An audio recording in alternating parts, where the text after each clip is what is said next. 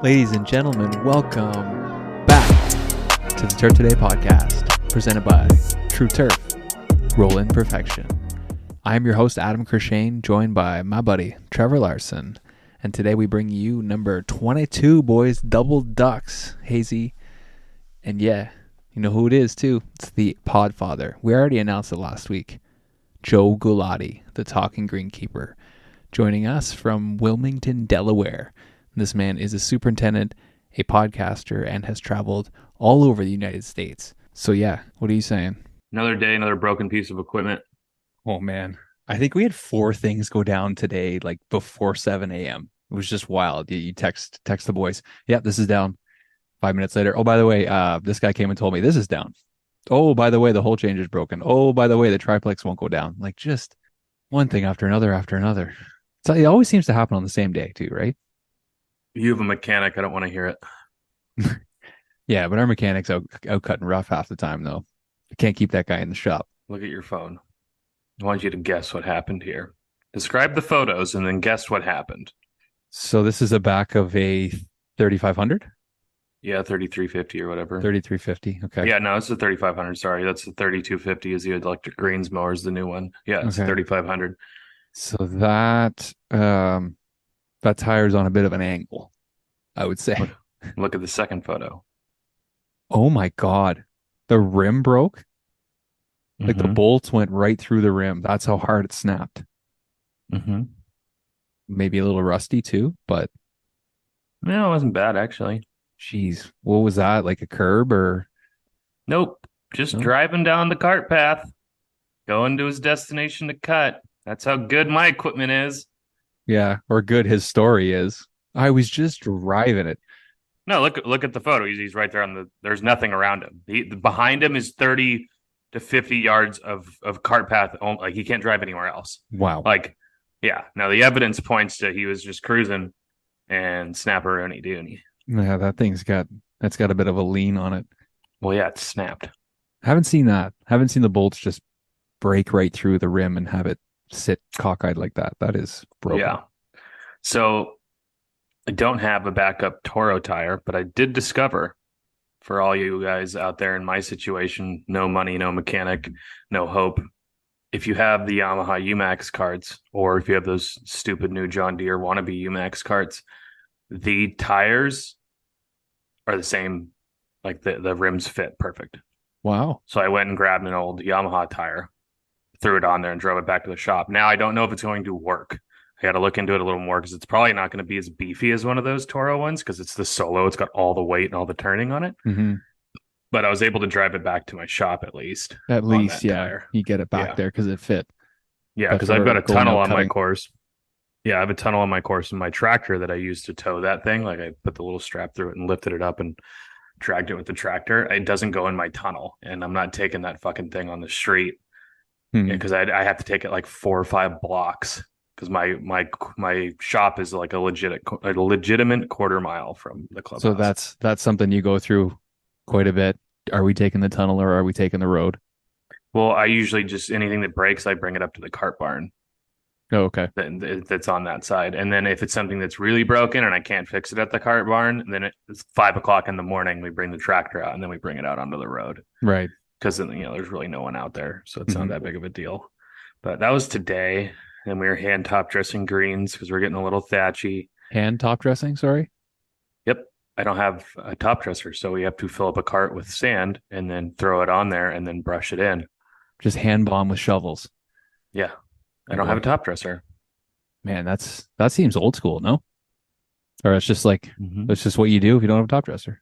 Yeah, it sucks. Fuck. And then we discovered the pump house is only putting out like 140 gallons a minute tops. One's supposed to be putting out 350. Less heads are coming on at once, kind of thing. Yeah. I start program at 7:30, and I get there, and it's only on hole like 14. 7:30 at night. The sun's not even down yet, and my shit starts. Wow. On the front nine. You have it go hole by hole and hope nobody's out there.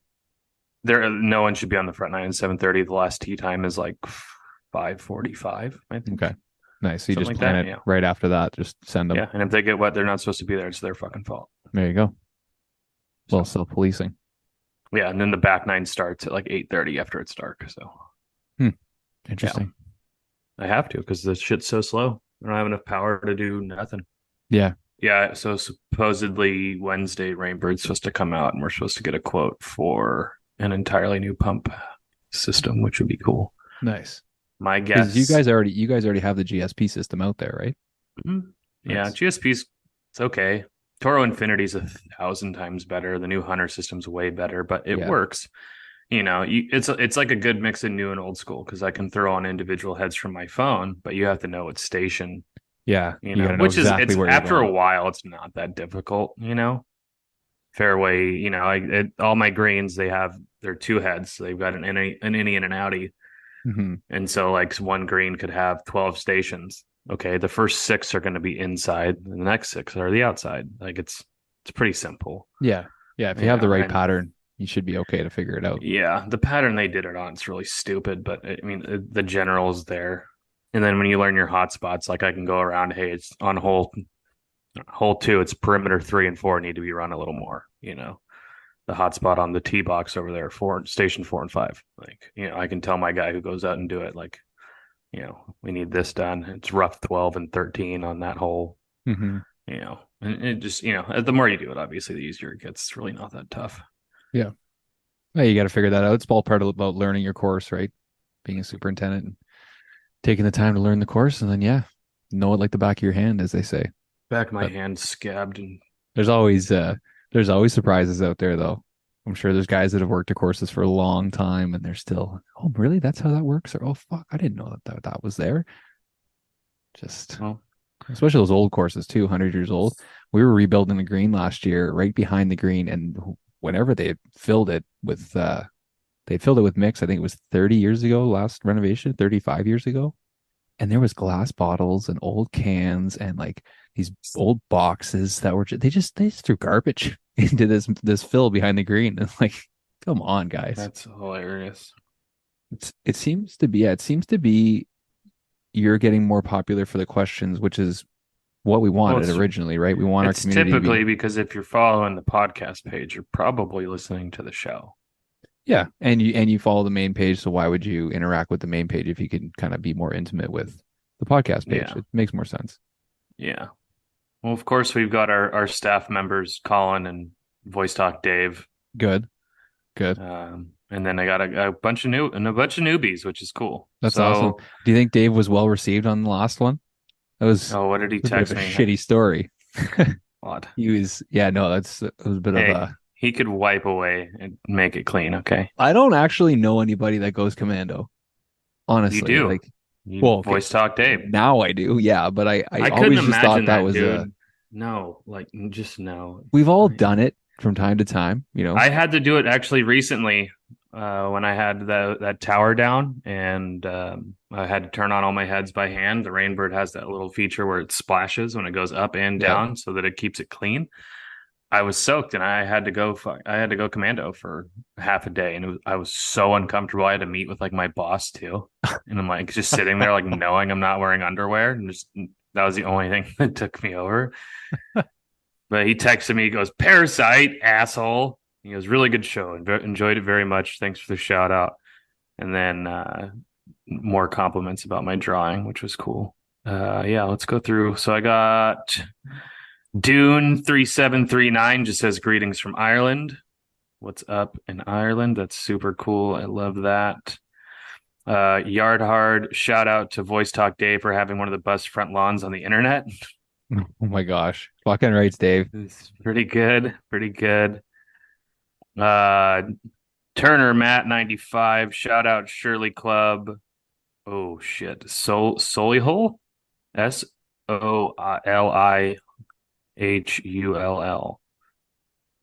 Solihull? Oil I don't hole? know. England. Tough one. So shout out to Shirley Golf Club. That's pretty cool. Another comment from Marino Dave 86. I'm still catching up on on the shows. 9 deep so far, but I think they've all been really great. Well, good. When you get, let's see, we're on 20 something. This is So 22. and like 10 more episodes, you'll hear your comment. Cool. Yeah. Here we are. You Good made job catching up. So that's fun to hear. I'm looking at just like that. There's questions and stuff like that. Oh, and Colin, last two interviews have been great. Awesome guests. Keep that shit up. Nice. Yeah, everyone was better than you, Colin. You set that bar pretty low. What did I do? I sent him the picture of my cart. What did he say? I think it was pretty funny. Oh, that's actually I do remember. So last week you said that you'd never been on a Sidewinder. Right. So that's what that 3500D is. He goes, "What the fuck? Your first time on a Sidewinder and this happens?" And I was like, Get it "No, right, that was dude. Adam." I said that was Adam. I put him a bad motherfucker on a Sidewinder. Nice. Yeah, no, I've only ever parked that shit. Both courses I worked at, we had people who were dedicated to that machine. Dude, they're so fun. Oh, I fucking love them. Yeah. Especially with the reels. Oh, like I don't give a fuck about the decks and whatever. I've had them with like fairway reels on it. Oh, That so would be fun. nasty. Dude, they're sick. And Yeah, they they're would the still best. be able, you'd still be able to Well, shift them side to side. yeah, and you can put on Ooh. like the monster fairway reels on it. So Oh, like really okay. they're Yeah. great for green surrounds. So like I've worked at a couple of courses where the fairways are set. I don't remember the exact height, but let's say 500. It's Mhm. pretty tall for a fairway. They're probably more like 4 or 350. And then Yeah. around the greens, they'd be a smidge tighter. And so we would have a section to go Yeah. up. So like the actual apron or the collar, whatever you want to Your call it, your was quality of cut would be so much nicer. yeah, with a fucking heavy ass reel is sick. Hmm. So those are all the shout outs and comments, which awesome. I love that. I think it's super fun for you guys to be able to do that and kind of put some spicy salt on our show. I Yeah. watched dude, Could do, I watched a thing and it was like shit white people say. And it was these dudes going around and it was like, oh shucks and skedaddle. And then one of them was like, oh, this salt is so spicy. Dude, I was dying. It was so funny. oh my God. This is the Turf Today podcast brought to you by True Turf, the pioneers of golf course perfection. At True Turf, we unveil the art of rolling, the timeless practice that creates flawless putting surfaces. Dr. Walter S. Harben, a founding member of Columbia Country Club, believed rolling is indispensable, stating in 1922, "I cannot conceive how a perfect putting surface can be developed or maintained without rolling. From cricket pitches to bowling greens, rolling has shaped the sporting world for centuries. In golf, it shines as a cornerstone of course management, enhancing playability and nurturing turf health. Experience the benefits of rolling, improved trueness and speed, vibrant turf and cost efficiency. True Turf's expertise and innovative patented rollers ensure exceptional greens that leave golfers in awe. Step onto a perfectly manicured green, knowing that the symphony of rolling has made it possible. Visit True Turf's website for more information. True Turf proudly sponsors the Turf Today podcast, bringing you insights into the artistry behind exceptional golf course maintenance. All right. What I was going to ask you this one because this is kind of a little bit of a wide open one here for the boys. Graham Roberts, 87, is asking, what do you guys at Turf Today look for in a guest? There's really not a criteria.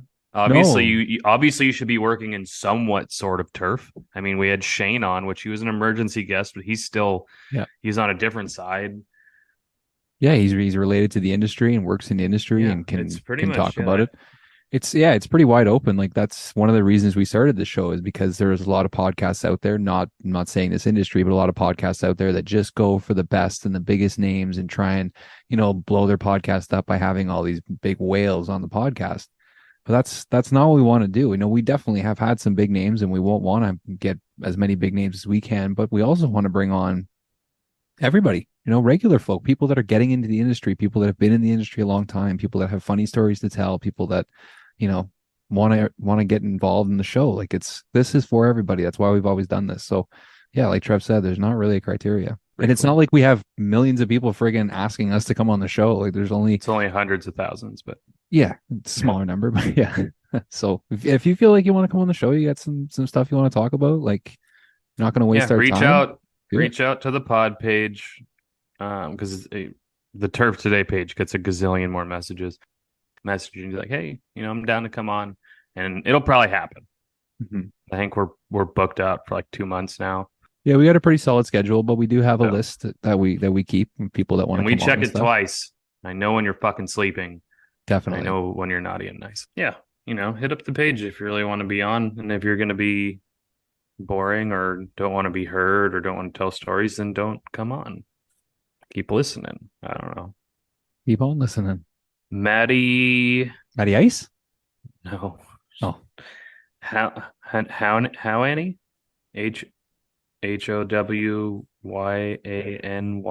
making it easy How on any? us. Sure. Toro, John Deere, or Jacobson, and why?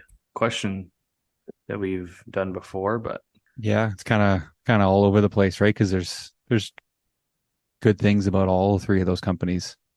Toro, sorry. I'm I all know you're a Toro. red guy. Yeah.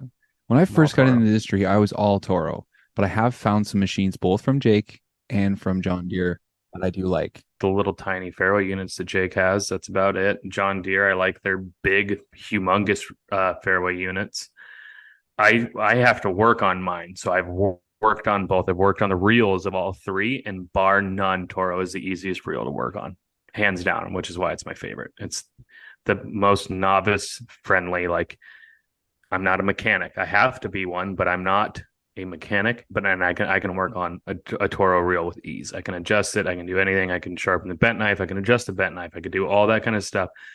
No problem. I can't fucking get it right on the other ones. And I know it's probably super simple. And the reason why I am Toro is because the course that I really paid attention to, what a mechanic was doing, is we were all Toro. So like, I'm biased. That's what I learned first, and that's how majority of people are going to be. Whatever they learned first is what they're really going to like.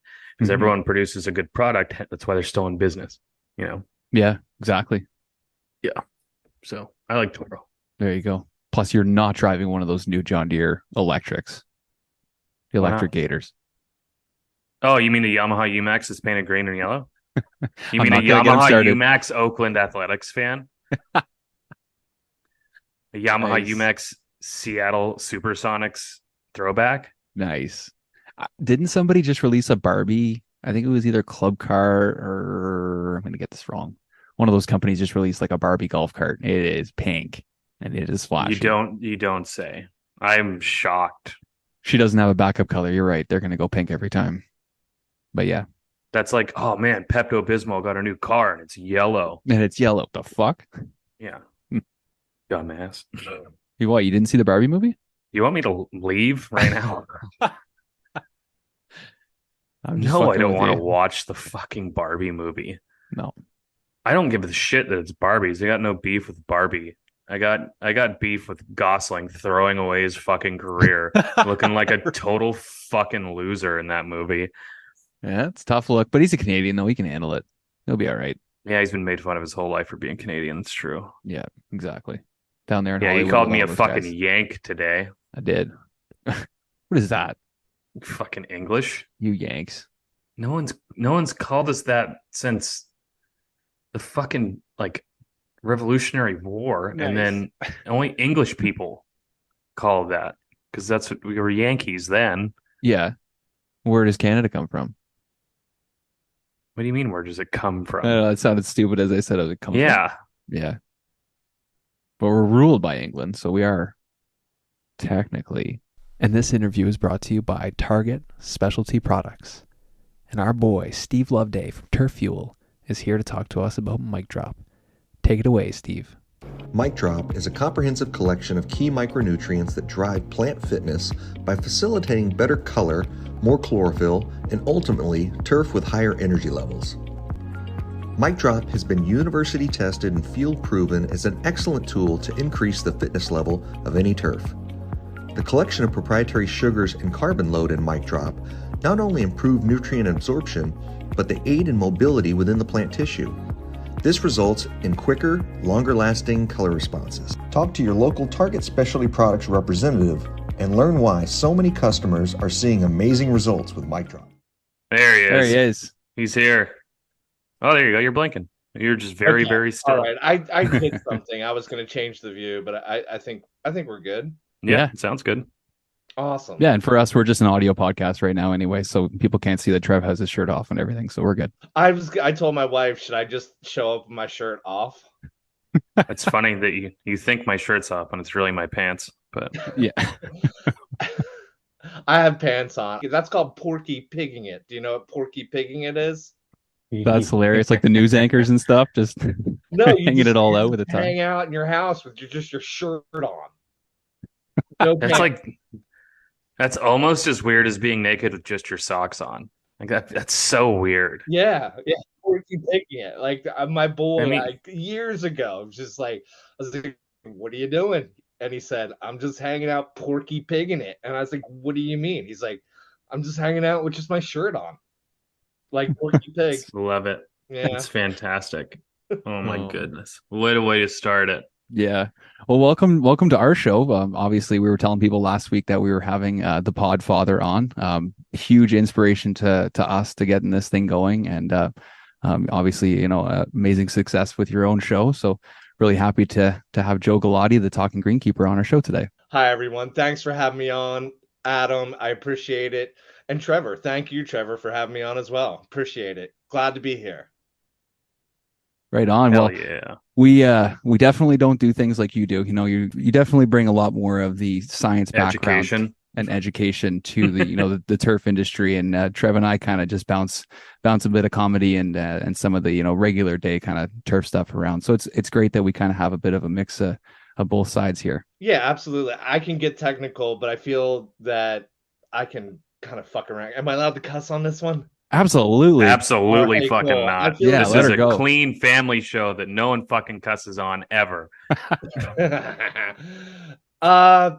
Yeah, I feel that I do. The show gets technical. I know when I talk to friends of mine that don't necessarily know anything about turfgrass or greenkeeping, and I tell them that I have a podcast, and they say, "Oh, cool, I'll go check it out." And I say to them, "No, you won't. Don't check it out. Yeah. You'll totally bore the hell out Don't lie to me. It's so technical. We get into the weeds on some growing degree days and growing degree day intervals and collecting clipping volume and pounds of nitrogen per 1,000 square feet. It can get into the weeds, but I think it's basically what I wanted to do was recreate the conversations we were having at the bars, right? Mhm. You're at the bar, in the office, you're out driving, you're visiting a friend on the course, and you're out driving on the course, and you're having these conversations. And yeah, that's basically what I wanted to recreate, and I feel like I've accomplished that so far. Oh, absolutely. Yeah, I was listening to your most recent one with is it Zach Bauer? Zach Brower? Yeah, Zach Bauer. Zach Bauer, yeah. And then you guys have that mix, you get kind of right into the technical stuff. You're talking about Histachi greens and everything. You say some things, you lose me. And then all of a sudden you bring it back in and you guys are chirping each other and you're kind of going at it. And that's awesome, right? And that's kind of the culture we have at the shop where we can get into things and really talk shop, but then at the same time kind of give it to each other and have some fun with it.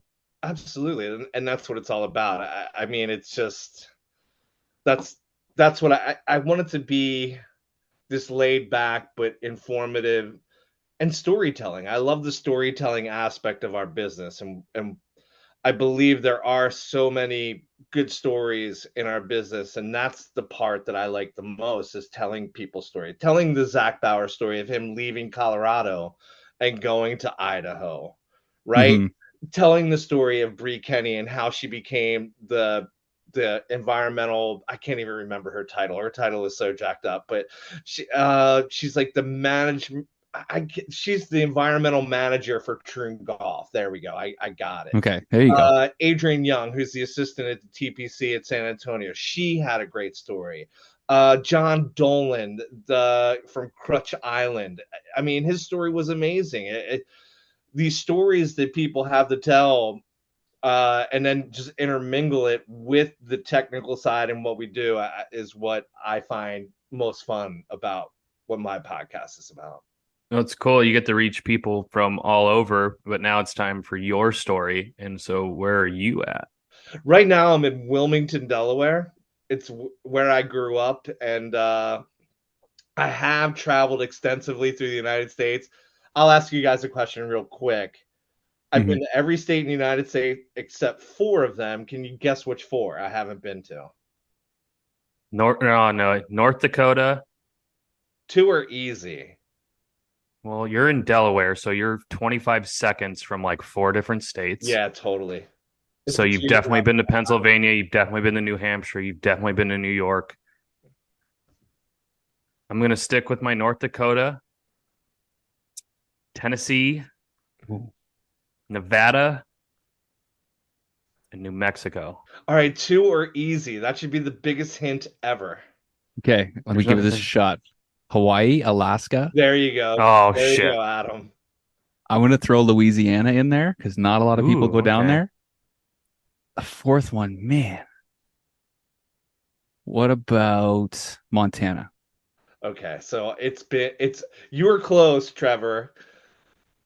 I've been to North Dakota, not South Dakota. Shit. I Ah. figured with Rushmore, I was like, people go to South Dakota more. Yeah. Ah. So anyway, I've traveled all throughout the United States, ended up coming back here. It's just is home to me. And I'm currently the golf course superintendent at DuPont Country Club, which is a 3-course facility, two Ooh. 18s, a 9-hole, and a state-of-the-art practice range with the short game area, and that's my world. I'm the superintendent on the Montana course, which is a 9-hole executive course, par 29, 2 par 4s. Yeah. Let me do the math, 7 par 3s, and the driving range and short game area. That's my That's world right now. I love an executive course. They're my favorite. It's really, really cool. It's a hard course. The second and third hole, the second hole is about 185-yard par 3, force carry over a wetlands to a small green that's probably about 12 yards wide, 12 yards wide, 25 yards deep. What shot are you hitting, Adam? What iron? What are you hitting? I hit a 5-iron there. I'm hitting a 5 How iron. many yards? Sorry, I'm still thinking about. I was still thinking. 185 over some wetlands to a 12-yard to 20-yard deep green. Yeah, with 2 huge bunkers on each Ooh, side. probably a solid 6. Yep. Yeah. Nice smooth 6. Mm-hmm. Yeah, I'm hitting 5-iron. And then on the next hole is even tougher. About the same size green. It's probably about 10 to 12 yards wide and about maybe 25 yards deep with 2 huge bunkers on each side. And that one from the tips plays like 216 uphill. Ooh, Yeah. all right. Ooh. I like that. It's a solid Thanks. 3-iron if you still have a 3-iron in your bag, or a 4 hybrid. Nice. Yeah. Yeah, I'd probably do a little stinger hybrid. Yeah. Get it up Yeah, there, it's sling tough. it on I up. purposely play the whole short because if you get in one of the bunkers, it's so hard to get.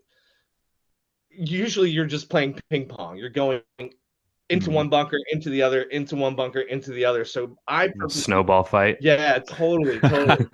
And I purposely try to play it short so I can play. I'd rather chip up onto that green and try and hit it. It's so impossible. Is it one of those holes where you're happy with a par?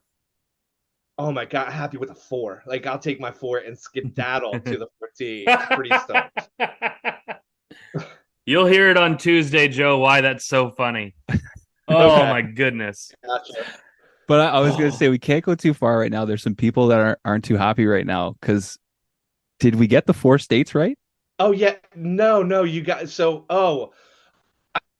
I You got the told 2 you. easy Okay. ones that I was too dumb to We guess. did get. Oh, that's right. We never got. Oh my goodness, man. So okay, Alaska, Hawaii, spot on. I've been to North Dakota, not South Dakota, and Maine. Really? Maine is Maine's I've never so been to close. Maine.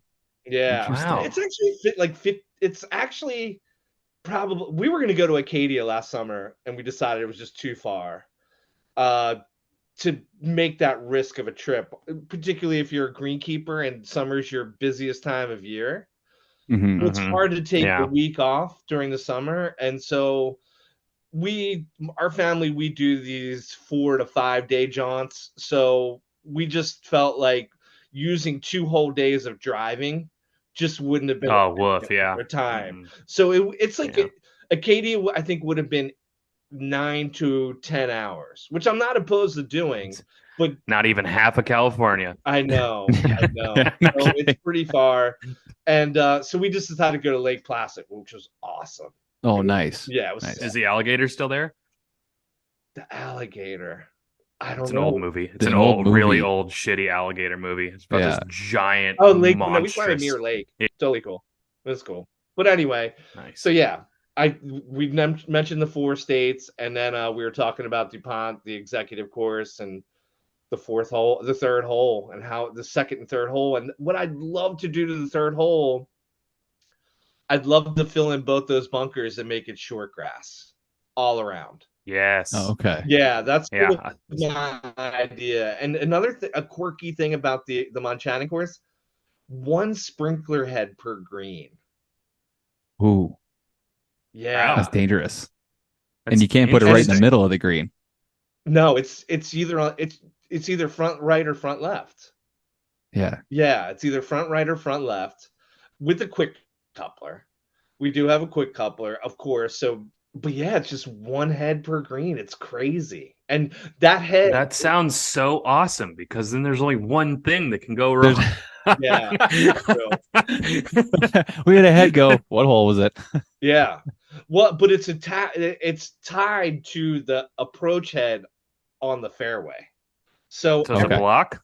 At the end of the no, line. it's not a block. It's not a block. Okay, so it's valve and head. It's valve and Interesting. head, and it's just the way they wired it up. I don't think there was any irrigation on the green. It's something I don't know. Maybe the greens were irrigated, and I have no idea. I've never really got. Are the greens sand based or the USGA? They're a push-ups modified mix, I guess you would say. Okay, They're yeah. Because I native figure if you're soil gonna, modified Yeah. the sand over time. We actually Yeah, I have was gonna sand say- dams like build up from so much top dressing. This winter, one of our project is going to be taking the side cutter and getting rid of all that sand buildup on the sides on a lot of the green oh, from over like on the edge. yeah, right on the edge. So on the back of So- one green, it's built up so high that it's almost like a 1 inch, or should I go centimeters since this is a Canadian podcast? Whoa there, buddy. California. No, it's what was I saying? I can't remember. Yeah, So one thing I've done with the buildup on that might work for you guys too, if you don't want to use the sod cutter and roll it and dig it all out, yeah, is just, and especially you've got 1 head on the green, so you only need to worry about hitting one thing, is aggressively aerate it and then don't fill it and then just soak it and roll it and just sink it down is something that we've Squeeze done. it down. Yeah, that we've done that in the past and it's worked pretty good. all right. That's not a and- bad idea. and my- Remember, we only have Yeah. 1 sprinkler head though. Exactly. Yeah, Yeah, you don't have yeah. to worry about zapping them all over the place. Right. So, Well, yeah, we've we've been successful with that in the past, and you kind of give it like my super when we did that called it like a slurry roll, where you Okay. have someone with the hose in front of it, Yeah. in front of the roller, and you go nice and slow and just press her down. Yeah. So we Wow. do a lot of hand watering, obviously. Basically, Mhm. yeah. the areas that aren't getting hit by the green get hand watered. If we have to, we do have roller bases set up with hoses, and we will roller base sections of the green, or if we're putting a wetting agent down, or if we're top dressing an insecticide that needs to be watered in, what I'll do is I'll have a person from our crew follow me on the sprayer and just water in, or if I'm top dressing, he'll just water in behind me with Nice. the roller base. It's Smart. kind of awesome. It's like you said, it's just 1 head to worry about. It really kind of helps you not overwater, right? hmm Because it is tied to the front, to the fairway head. So when you hit the station on the green, so if it's satellite 19 station 1, 2 heads are going to pop up, right? Oh, okay. Yeah. That's a little bit of a bummer, but I mean, the fairway's going to take it, or the shortcut, and the approach, whatever you want to call it's going to take it, no problem. Yeah, totally. But it comes in the problem when we've had a wet year, And if I want to do a Yeah. wedding agent right now, which I'm due for pretty soon, uh, I have to key off. Like if I'm not feeling lazy, I'll key off the fairway head, so both heads. Oh, there you go. Once. Yeah. But I'm pretty You lazy. just got to remember to turn it back on. I know that's exactly. But I'm lazy. I don't do that all the time. So it depends on how I wake up and how I'm feeling that morning and how motivated I am. So yeah. Mhm. That buildup at the front or the backs of the greens, is that from brushing after aeration or top Yeah, dressing? it's basically Adam. It's on the side, right? Okay. It's built up on the sides and not so much in the front. It's more or less on the sides and the back. And it's from top dressing. So imagine you're riding a top dresser for, gosh, I mean, you'd have to say since the 80s, right? That they've been probably top dressing these greens it's been there since the late 50s, early 60s. I think the Monchannon course was built. So you have to think all those years of sand just going and think about when you top dress a green, you're riding the top dresser, you're not going to automatically dial it in and nail it every time you enter Hmm. or exit the green. You're always going to have that extra at the end. And then when you brush, the way you brush in that circular pattern, sort of like when you're raking a bunker, all that shit does splash up on the end, so you get these buildups. And yeah, we've got some collar dams pretty tough on a few holes that we're going to take care of this year. Yeah. Nice. So we've done that at our old course and it works great. It's just a day project. You saw to cut them up, level it out, get the grade you want, and put it all back down, give it some water, and Yeah, don't let anybody fucking walk on it. I know. I'm pretty excited to do it. Actually, it looks cool. What I'll do is how about I take a picture of it and I'll send it to you guys, and you guys can post it on Turf Today. Yeah, There absolutely. you go. It's a great Awesome. idea. Awesome. The before and after. Yeah. So we actually we got a couple questions from our members that wanted to get into nothing about your life or anything personally, but just kind of wanted to ask a couple greenkeeping Just- questions for Okay. the Your boys. social security number and credit card number. Yeah, all the good stuff. So this one comes in from Ian Foster, one of the boys. He says, Oh, Ian. just wanted to know from each of you your biggest achievement in the industry so far. So I don't know if you wanted to lead it off, Joe. All right. So that's a great question. That's a really, That's it. really good It's question. a thinker. I'd have to say, gosh, and this is going way back, growing in Odessa National. I was the growing superintendent at a place called Odessa National. I started there as a superintendent in 2007 in May, right around Memorial Day. And we opened that following year in 2008. And yeah, I would have to say that's probably was my biggest accomplishment as a greenkeeper. That's awesome. Trev? I got to work on some cool projects, but I mean, that's not necessarily an achievement. I would say either becoming a superintendent like very, very quickly in like 4.5 years would probably be a pretty good achievement. Or, winning that tournament.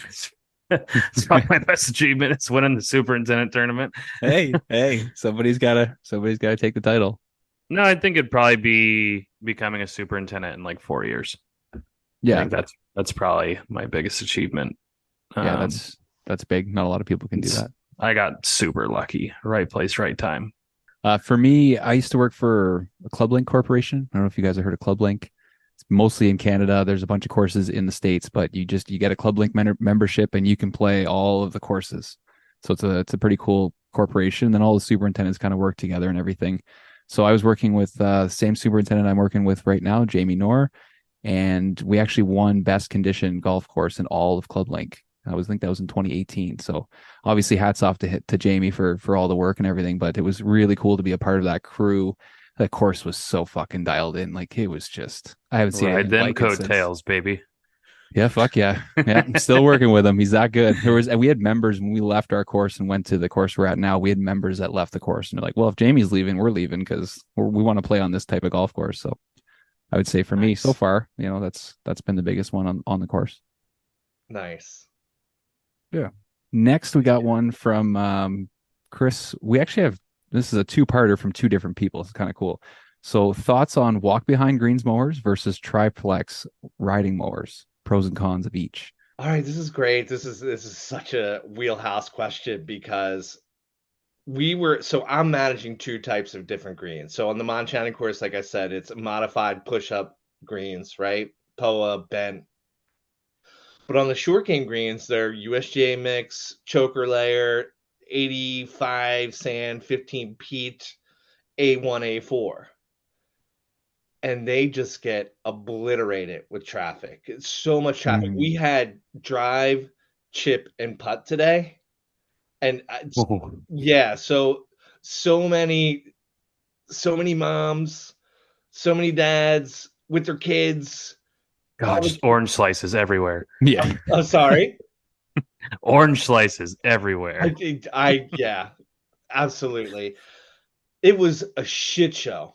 And one of the greens is right next to the patio. So it's pretty awesome setup. They have this side restaurant. It's almost like a clubhouse. And in the clubhouse, they have simulators where the doors open up and you can shot tracer technology. But long story short, people come there for dinner and they let their kids run all over the greens, right? It's just a shit show.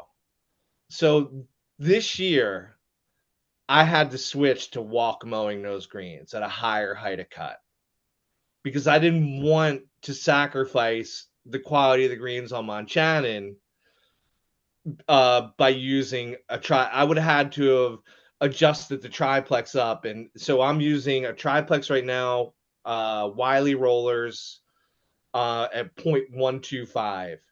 And we're walk mowing the short game greens at 0.135 with solid rollers. So Chris, great question. I think the advantages of walk mowing are the lightness and the efficiency of which you can change the height of cut. You can get the mechanic to kind of go to a solid roller, smooth roller. It's just a lot easier to work on, right? And they're lighter. But the disadvantage is you need more people to operate them. The triplex, it's just obviously one person. And I don't think there's really that difference in the quality of cut. If I had my druthers, if I had enough people, I'd walk mow the entire. I'd always walk mow because I just like the look of it. I like the singularity of one person going out and doing that job, and with four other people and a team effort or five, however many it takes. But listen, with the labor crunch that we're having and the way the technology has come along, there's really not much difference between a triplex and a walk mower, except I think the ease of working on a walk mower as opposed to working on a triplex. I think it's probably just easier for the mechanic or the equipment manager, if that makes any sense. Yep. It's exactly what I would say. I wish I could walk mow everything. I like the small stripes. I like that you can do a cleanup pass every day if you want to, because you're not going to get the wear from the tires in the same exact spot all the time. And you can also do what we did at El Cab is we did a cleanup pass one direction and then the other direction. So we actually had kind of like a double stripe, which was super sick. Wow. Yeah, it looked awesome. And yeah, walk mowing, working on them. I have to work on all mine. I don't have a mechanic. And so just adjusting one reel compared to three is really nice. You save a lot of time. I mean, adjusting reels isn't that difficult, but when you get into like the back middle reel, it's under all the crap. It's super annoying. Again, pretty easy, but still super annoying. But yeah, it was nice that Toro changed that and they have that grate that comes up now on the front of the new ones. So you can just get right in there and grab it. Yeah. Yeah, that is nice. It's cool that you have new mowers, you dickhead. Yeah, we're the same though. We try and walk as much as we can. We walk our tees, we walk our greens whenever possible. But we have the triplex if we need it. It's a weekend day. We don't have enough guys. It's like, all right, jump on the triplex. You're cutting the tees or you're cutting the greens. Like, away you go.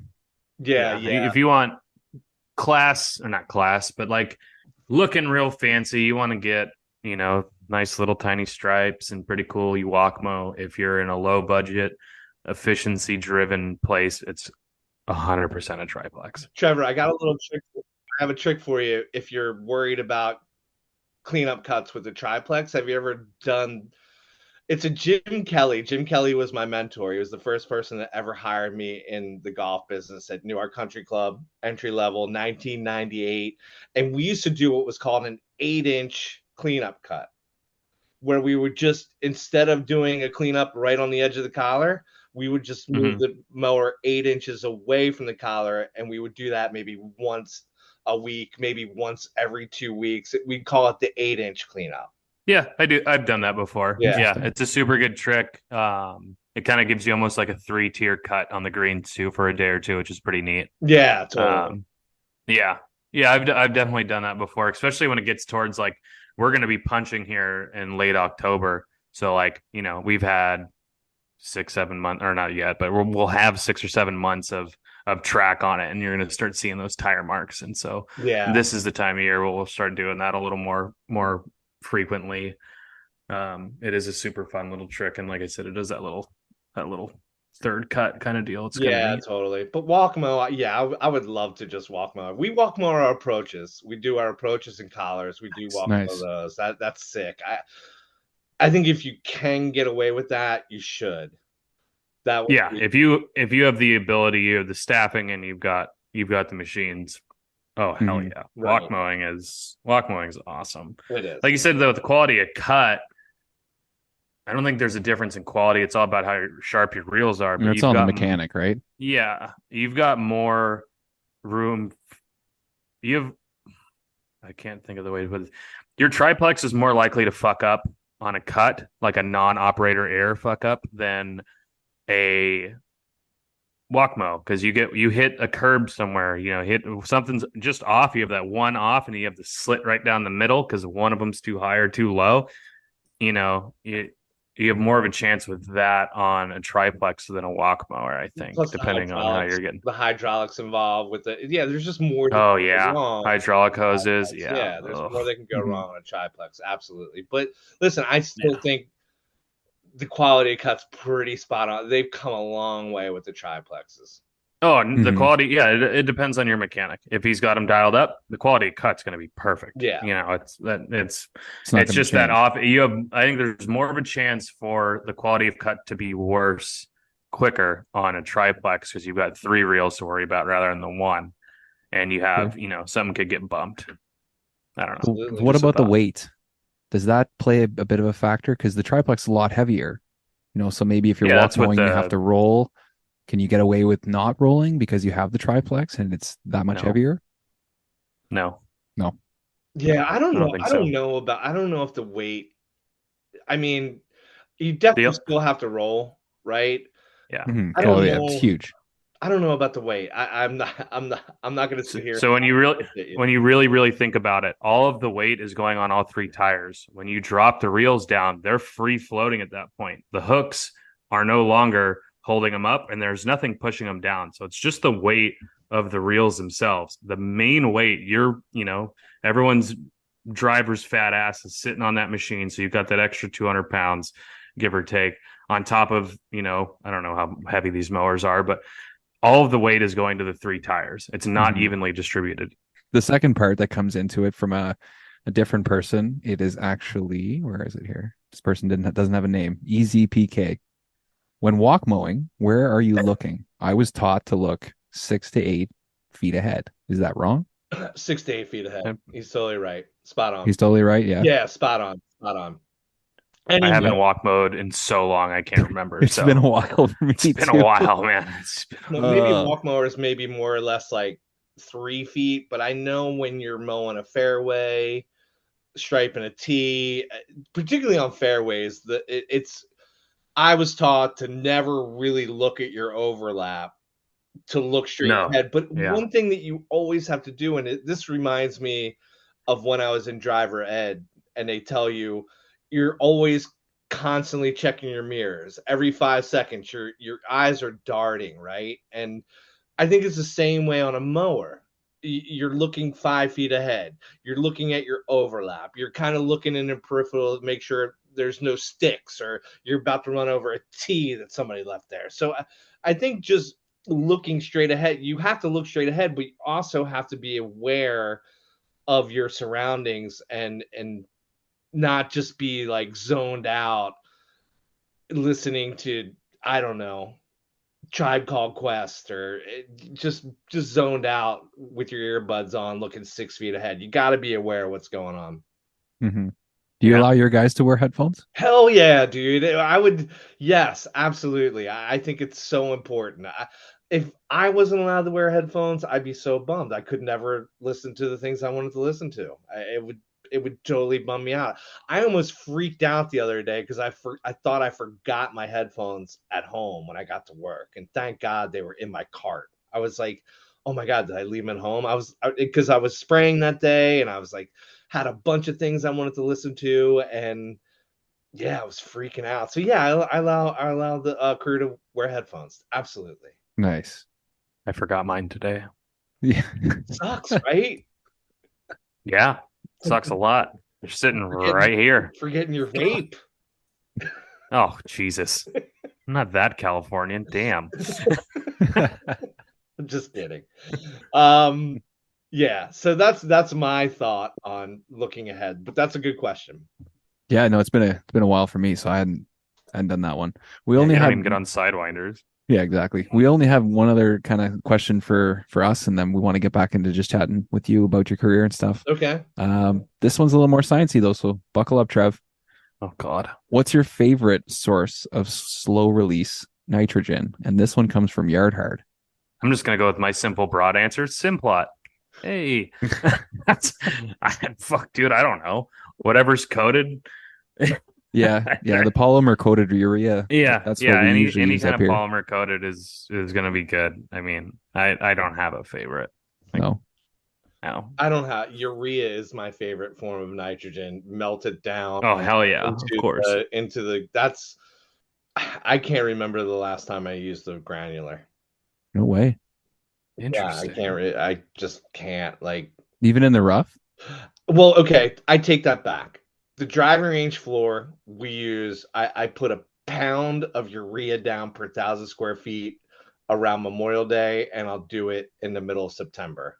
But that's just because the driving range floor at DuPont, it mimics a fairway. It has bunkers, and it's all aesthetic, and that takes a beating. You wouldn't imagine the beating that takes from the ball picker and from the balls that are hit. Dude, it's like, I think they went through 50,000 golf balls last year on the range. Wow. And the tee, I'm in a constant growing with the tee. We have Yeah, an acre and a half of tee, and we go through sections. So tomorrow we'll go and divot what they use today, and then I'm just constantly. So I take that back. I do use a granular, but I just use a 4600 straight urea, man, and water it in. I don't worry about the slow release anymore. But Adam, I have been thinking about, you brought up rough. I have been thinking about maybe doing a slow release in the rough. Thinking about it. It's been on my mind. Not sure, just thinking about it.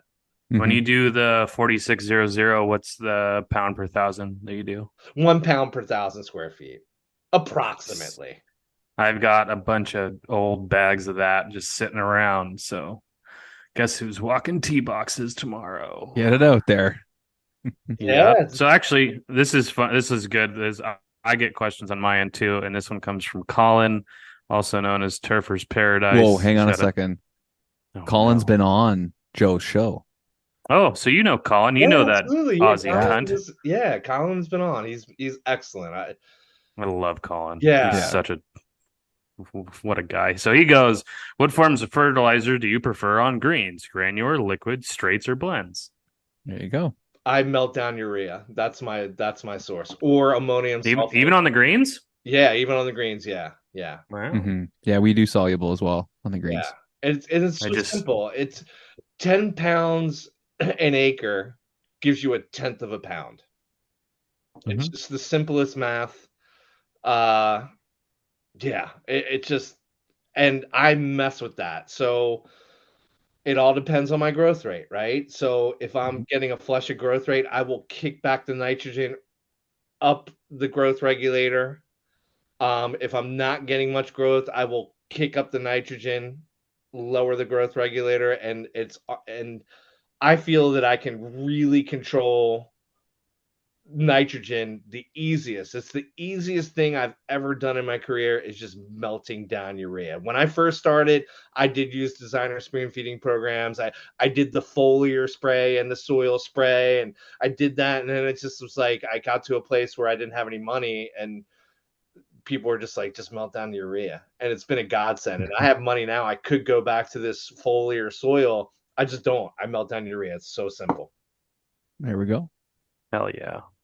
I've got that shit in the shed. Yeah, dude, melt it down, hook it up. I hate melting it down though, just having to put it in the bucket and stir No, it. do it right in the screen. I don't have a screen. Dude, you should see the piece of shit, worthless garbage sprayer I have. Man. Okay, all right. Nope, I gotta go 5-gallon goddamn buckets.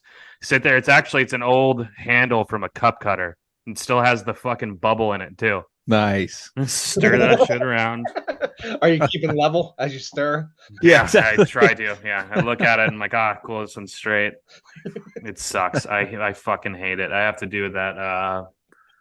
The 6-iron plus mixing that, and then some 2500. 6-iron plus. That's the iron. Oh yeah. Oh, dude, tasting it all day, dude. You're fucking telling me about it. Yeah, it's a shit show. I hate doing it. I like using liquids because I'm lazy and I fucking hate spraying. So I set up a little table, my big ass measuring cups. I don't have to worry about. I just make sure it's a liquid measuring cup, because there is granular measuring cups. Yeah, people fucking pay attention. Watch it and it's just a huge one. Write it in there, nice and easy. I don't have to. It's super easy to mix. Obviously, you just don't want to get ones that are going to coagulate with each other, which we talked about in the last episode. Mm-hmm. And so I like liquids, and then I like a walk spreader. I use the Nature Safe product. It's like a 10-8, I want to say. Okay. I might be wrong.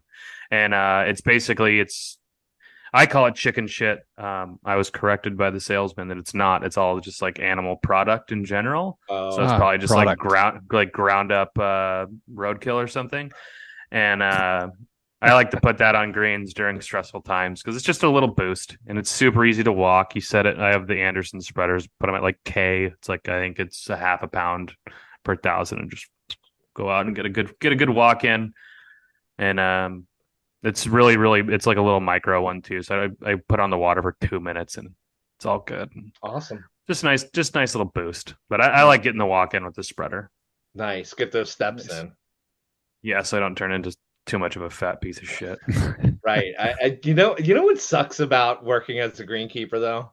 If you do have a smartwatch, your steps aren't even accurate because you're on the cart and I'm getting 10,000 steps a day where I know I'm not getting 10,000 steps a day because that's why that watch is not smart. Exactly. It's a dumb watch. Exactly. Do you guys, you know what I'm talking about though? Oh yeah, for sure. Sure. You look at it at the end of the day, you're like, whoa, like I know I've been moving that long, but yikes. Right.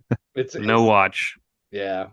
Good for you. It's even the same for like if you wear one of those and you go play golf and you drive in the cart and you finish your round, you're like, I got 10,000 steps? No way. It's all that time you're looking for your ball in the bushes, Adam. Yeah, that's right. Yeah, just taking zigzags around the course. Oh, Jesus. All right, well let's head back a little bit because you know our listeners, that if they're not fans of yours, they definitely should be, but you know, they want to know a little bit more about you. So let us know about how you got into the industry. You know, what made you become a greenkeeper? You know, what was that road like for you? My dad turned me on to golf at a very young age. I was devastated. I wasn't into it though. I was petrified. He gave us my brother and I a set of clubs for Christmas, and we were like, dude, I'm not playing that fucking nerdy ass game. And nice. Yeah, so fucking nerds. Yeah, fucking preppy ass bitches. We're not shit. Fuck that. So I don't wear khakis, jeans all day, motherfucker. He's rocking a fucking Latigra polo. Fuck that, dude. Animal slacks. Come on now. So anyway, I went. My brother totally bitched out. He like made an excuse of why he couldn't go, and I went, and I loved it. I fell in love with golf, and I was a golfer ever since, and kind of got out of it in high school. I got into partying and women and just other sports. I played baseball and football, and got back, went on some adventures in my late teens and early 20s. And when I got back, I was like, dude, I need to figure something out, man. I need to get my shit together. And I was waiting tables at this brewery, and this guy came in that I knew, and he was telling me about Newark Country Club. And I had been trying to get a job in golf forever. I actually moved to Austin, Texas, in 1990. What the fuck year was that? 93. In the fall of 93, I moved to Austin, Texas to try, with the purpose of trying to get a golf related job. I didn't score one. I came back to Delaware in 96 and was working at this brewery, and pretty much had given up on trying to find a golf related job. And this brewery actually offered me the job to be their assistant brewer, to actually become a brewer. And that's what I thought I was going to do. And then my boy walks into the bar and he says, yeah, I'm an assistant superintendent at Bully Rock. And I'm like, what? Assistant superintendent? And he's like, yeah, I'm on the grounds crew. I went and did the 2-year program at Maryland. I used to work at Newark. You should go up there. I bet you they're hiring. So the next morning, I biked up to Newark Country Club and got a job as an entry-level greenkeeper. I think I was like, dude, I was old, dude. I was like 24. And yeah, 1998. Let me see if I was born in 72, 98. No, it's 20. What's that math? 26? I was 6, so that was real easy. Yeah. So I was 6 years old. So 26 years old. So yeah, dude, like that's how I got into it. Just love golf. Was trying to get into the golf business as maybe a pro, or I didn't even know about the back of the house until my boy came in the bar and was like, yo, you can do this. And so I went and did it, and lo and behold, here I am. Did you just refer to turf as the back of the house? Yes. That's fucking awesome, dude. Yeah, I love it is the that. back of the Have house. you never done that? I've never heard that, but it makes so much sense. I've worked in a restaurant before, so like I fucking I've love never that called shit. I've never called us the back of house, but I always call the clubhouse dorks the front of house. Front of house, yeah. Yeah. No, it's good. Yeah, back of That the makes house, sense. man. We're the back of the house. Yeah. But yeah. And I snaked that from the restaurant term. I worked, like Yeah. I said, I was the waiter at a brewery. I totally knew the back house, front of the house. So Mhm. yeah, like I feel that greenkeepers are very similar to chefs. Those two professions are very similar, right? And Yeah, because when people complain, we go and cuss them out. It's perfect. exactly, Yeah. exactly. We throw bed knives at them. Oh shit, that's a good weapon. Someone's robbing your shop. Grab a bent knife. Yeah. Or a bed knife, as it's actually. So yeah, spelled. that's how I got into it, man. I was just like I said, my dad hooked me up with some clubs at Christmas, got into golf, and yeah, man, love it. Love golf. So now I'm a greenkeeper. Mm-hmm. You did 2 years at Rutgers. What was that like? Rutgers was awesome, dude. So like again, I had a late start. I was 28 when I went to Rutgers my first year. Hold on, 90. Yeah, I was 28. I had a 1-year-old baby at home. I knew that I needed to make this work. And the first year at Rutgers was terrifying. It was so hard. And the workload was, I almost quit. I literally was at a point. I remember Buckley, the same guy who made me famous for the nematodes and Google image my name. He was our disease pathology teacher.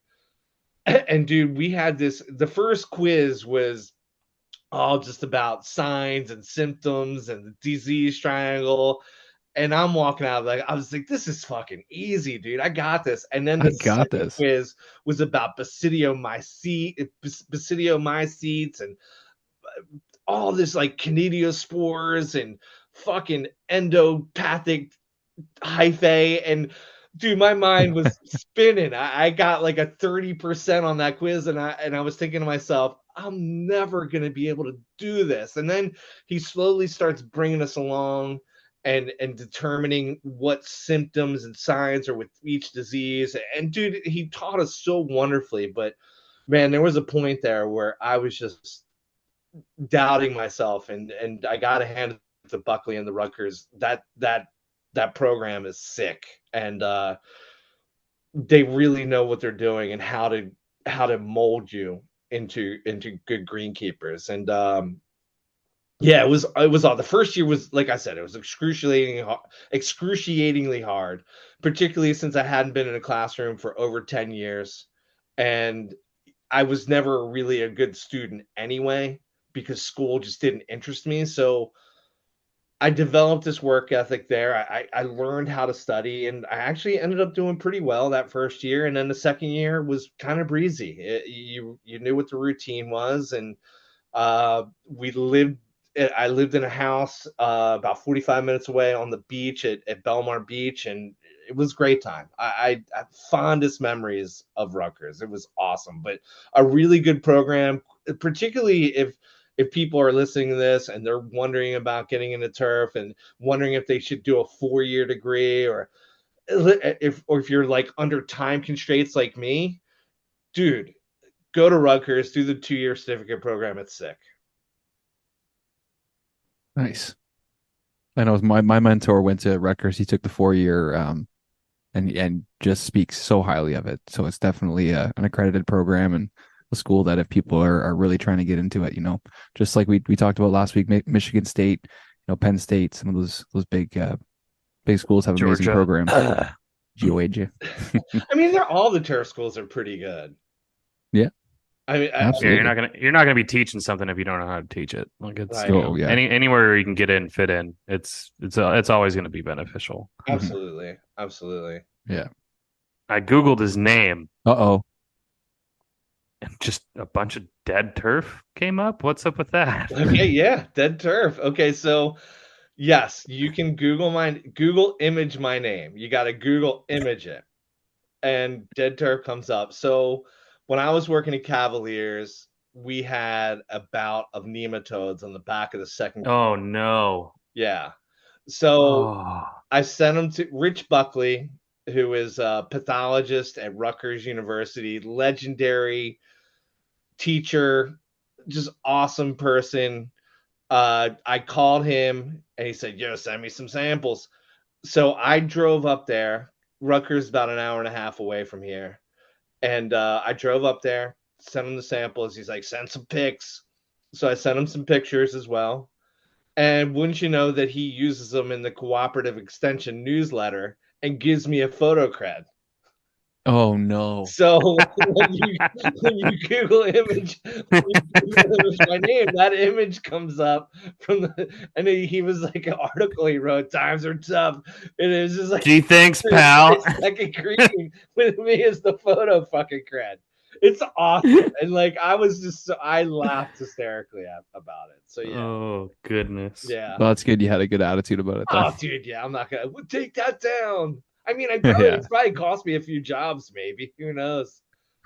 Well, really think about it. Who's Google imaging someone for? I mean, I guess if you're going for a really high end club and they really want to get into it, but like, does it.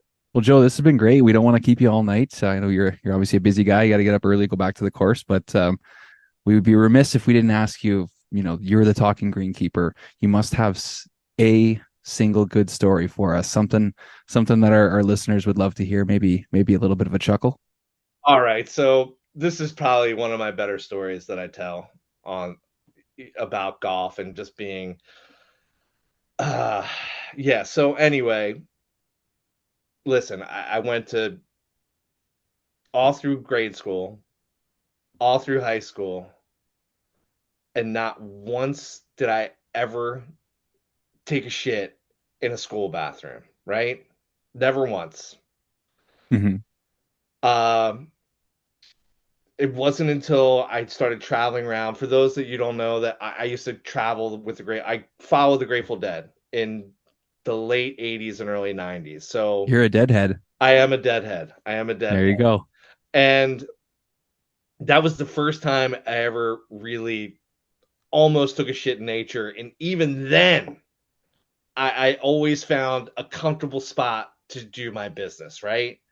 Mm-hmm. Need a comfortable spot to shred. So I did my internship at a place called Patriots Glen, and it was a growing situation. It was a community being built, a bunch of shit boxes, for lack of better terms, surrounded by a golf course, right? A golf Well, it course sounds like surrounded. you had a lot of options then. Yeah, well, not really, because it was a construction site, and You said shit boxes. they were just building. Our shop was being built, but there was no running water, nothing. No porta-john. There was one porta-john on the construction site, dude. So when I first started there, I was scoping that out. That's one of the first things I'm like, all right, dude, like what this isn't There it is. good. That's This isn't me right good. there. Oh, So anyway, I the day finally came. I'm doing a job with this dude, Eddie, and Eddie's loved the Pogues, and he's probably going off about Shane McGowan or something. And I just said to myself, I can't take this anymore, Eddie. I gotta shit. And so I just got on a gator and shredded to that fucking one porta-john on site and psyched myself up, knowing it was just gonna be so gnarly and so, just hundreds of fucking construction worker shit in that porta-john. And dude, it was that. I walked in, I opened the door, and it was just like the smell of plumbers and carpenters and pavers and shapers and drywall dudes. Like the smell of every it's that blue collar shit. contractor Yeah. hit me at once. And I said, there's no way I can do this. So I figured at that point I had a couple choices. One, I could shit my pants. Two, I could Voice Talk Dave, shout out. just get my car and just go to like Royal Farms or 7-Eleven and just shred one down and Ruin their day. Yeah. But like I didn't want to leave, like that would be weird. I was an intern. I just didn't want to, like, where's Joe? Oh, he had to go shit. So Yeah. I just basically grabbed a shovel and a fistful of paper towels, and I went to the woods because it was a heavily wooded tree-lined course, dug a hole. And at the age of 28, I took the first shit of my life outdoors. On a golf Because you course. like to poop in your palace. I do, dude. I'm sorry. I like to be in the comfortable confines of a Toto or an American standard. I'm sorry. I wish that you would have done that because you said it was a grow in. I wish you would have done it in like the middle of what was supposed to be a fairway and kind of like leaned up and hit against the cart. And then that's just, I don't know. We'll be generous to say you had something gnarly, like 8-inch circle of just where the turd was like the tightest, most fresh grass all the time. Just the most fertilized, just like that's the aiming point for people's drives. They want to be on that spot. Right. I probably, listen, if I didn't go through school, there's no way I'm going in the middle of a fairway to shit, right? Like, Yeah. But I love the idea. It would have been, it could have been like the 150 marker. Yeah. But yeah, that's it. Yeah, I took a shit. That was first time I shit outside in my life was at Patriots Glen Golf Club. Right. Nice. And you weren't Porky Pig in it, were you? No, I wasn't Porky Pig in it. No, I wasn't Porky. No, no, I wasn't Porky Pig in it. I squatted with my dicky shorts right around my ankles. Nice, attaboy. Yeah. It was cool. It was like so quiet. Just one with nature. Yeah, just giving back. Like I didn't, like you're just giving it back. Yeah, dude. It wasn't bad. It felt good. Would recommend to a friend. Do you have like a weird shitting outside fetish now? No. I don't think I've done it since. I don't think I think that's my one and You're only. one and done. You're a one-hit wonder. One and done. I think I've only ever done it once. Use the sock. Do what you got to do, Yeah. So my little guy Stevie, we were hiking and it came it came on quick and he had to go outside. Like this was a couple years ago. Taco Bell rang. I had to use a glove. I used the glove that was in my bag from work. Nice. Yeah. You got to do what you got to do sometimes. You do, man. You do. It's part of it. Anyway. Yeah. Well, this has been fantastic, Joe, having the Talking Greenkeeper on the Turf Today podcast, man. It's really fun dropping some knowledge. Awesome. Well, thanks for having me. We'll have to do a home and home. I got to get you guys. Adam, I know we talked and We'll figure it out. I'll hit you up with some dates. Yeah, that'd be great. Get us on your show, and yeah, that'd be Awesome. fun. Awesome. Hell yeah. All right, brother. All Well, take right. care. Are you Don't guys work too hard. I will try not to. I will try. Keep a roll I of actually toilet gotta go paper in your cart. I actually gotta go take a shit. No way. Just kidding. How Oh, close do you that's live to the woods? Yeah. Here, let's see. Let's see. Let me see. Oh, we don't need to go on your shit adventure here. Let's see that door right there. That's where it is. It's where the magic That's the spot. God, why is it green? Oh, that's awesome. Anyway, fellas, thank you for having me on. I totally appreciate it. Oh, the honor is all ours. Can I This has plug been the amazing. podcast? Absolutely. The floor is yours, brother. Go for it. Awesome. So please listen to the Talking Greenkeeper podcast. You can find it on any listening platform. SoundCloud's the only one, but who uses SoundCloud? Do you know anybody who uses Yeah, it's like MySpace. Yeah, Put your hand down. So every time it's got a lot of old school hip hop on it, that like a lot of old like OG original Logic shit that's nowhere else. So that's the only reason why I listen. So yeah, please listen to the Talking Greenkeeper podcast. Follow me on Twitter at hardg43. You can follow me on Instagram at _talking_greenkeeper. And yeah, man. If you're following us, you should be following him because, like we said before, he's our inspiration and definitely the man that came before this. So we just got to keep going. All right. Thanks, fellas. All right. Take care, Joe. Yeah, have a great night. Whether it's the side of a cart path, end of a cart path, or concentrated traffic area, TrackMats has the product for you to ensure you won't have to go back there and fix those typical wear areas again and again. By simply installing the track mats on top of sod, seed beds, or pre-existing grass, you can ensure that these areas will be protected for the long term. Once the grass grows through the mat, the crown is protected, and within 4 to 6 weeks, you won't even know they're there.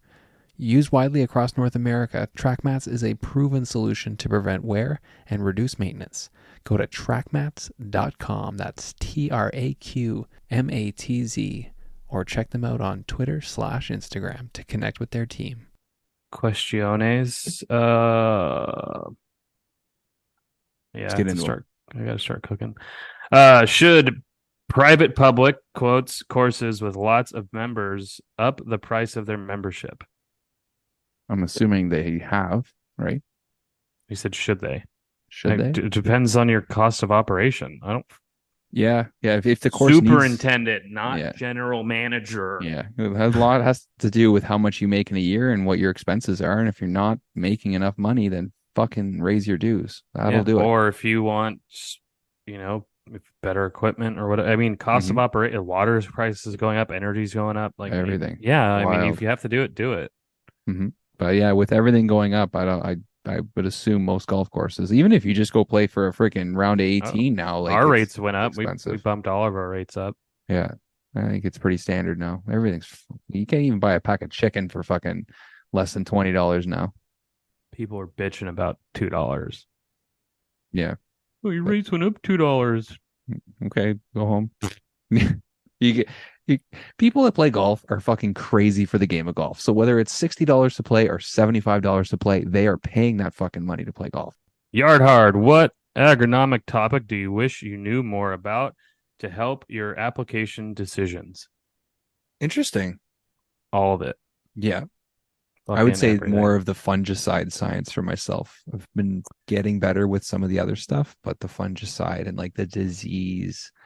Are you talking specific diseases, or are you identifying the disease on the grain, or are you talking about what fungicide to use? I think more about the program. Yeah. Well, what different products and stuff like that, how to switch them up, what to go with, when to go with it. The label points all of it out. It'll point out how much, because it's different rates for different diseases. So when I think learning the diseases on the greens and being able to identify them it's way more difficult.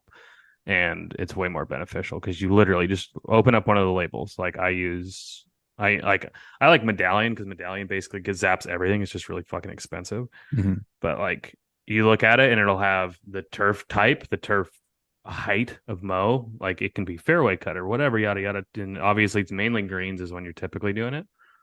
and it'll break it down to like yellow patch, whatever, brown patch, dollar spot, whatever, and it'll give you. Sometimes they have different rates, and then it'll give you.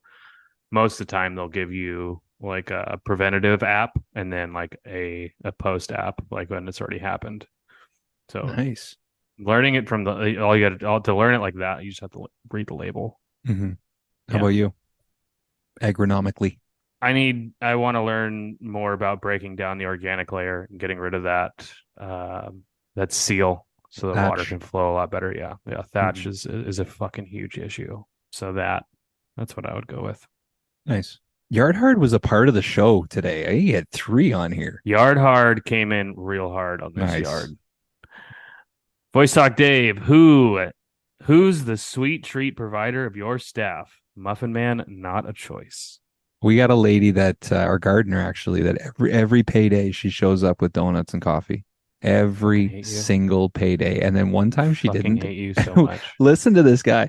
One time she didn't, and you guys all jumped her, and No. now she's in the hospital. One kid was actually like, "Hey, like, where are the donuts today?" And she's like, I'm so sorry, What I a didn't have time." fucking Yeah, we were like, dickhead. "Dude, leave her Fuck alone. You that fucking guy. serious?"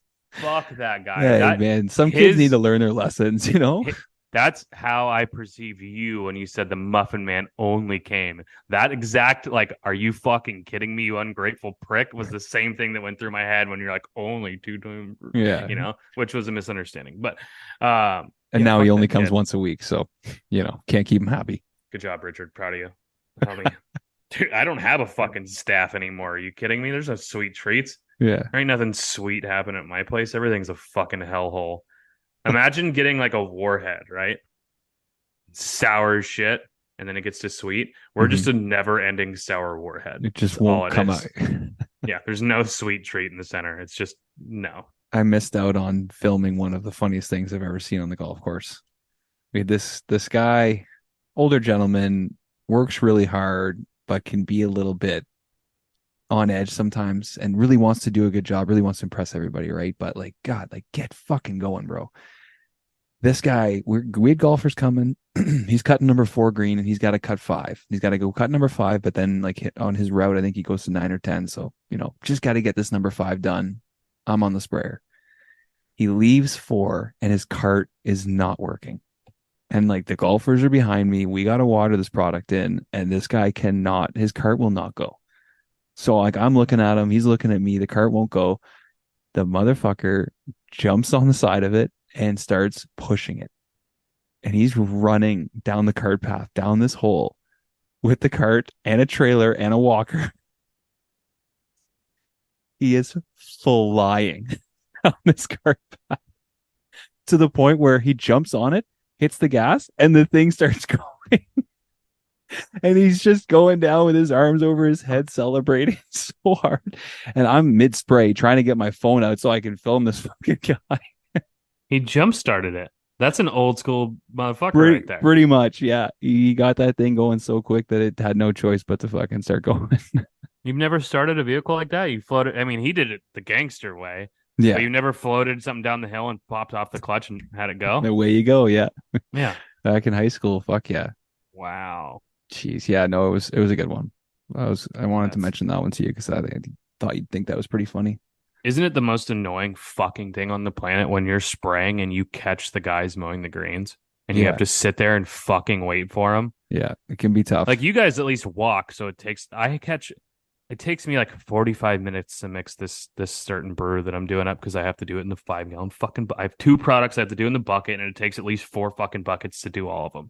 Takes for fucking ever, and then the water pressure sucks. So filling up 250 gallons takes forever. Yeah, that would be. And bad. So he gets sent out, and I start at like 5:15 because I'm going to sit there and have my coffee. It's fucking dark as shit out. I'm not going to mix anything that dark. Fuck it. Okay, I'm doing it on usually spray on Tuesdays when there's just nobody. We have women's club Monday.